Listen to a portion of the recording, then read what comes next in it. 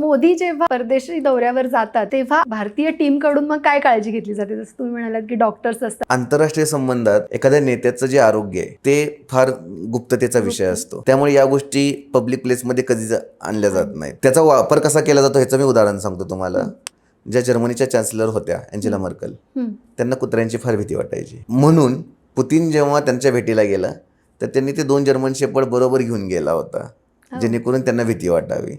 आणि एकदा घाबरलेला ते फोटो काढला तर ती जगात बातमी होती की पुतीन समोर जर्मनी घाबरला. त्यामुळे असल्या गोष्टी शक्यतो टाळल्या जातात. नॉर्थ कोरियाचे जे हुकुमशाह आहे किम जोंग उन, तर ते कुठे म्हणजे चीनला बऱ्याचदा जातात डिप्लोमॅटिक एफर्ट, किंवा त्यांची सिंगापूरला ट्रम्प बरोबर हे झाली आहे, समिट झाली होती. तर अशा वेळी त्यांचं जे टॉयलेट वगैरे आहे या सगळ्या गोष्टी आहेत तर त्यासुद्धा त्या माघारी नेल्या जातात आणि तिकडे त्याचं डिफ्यूज केलं जातं. कारण त्यांच्या विस्टेजचं जर ॲनालिसिस केलं तर कदाचित कळून जाईल की त्यांना आजार कोणते आहेत.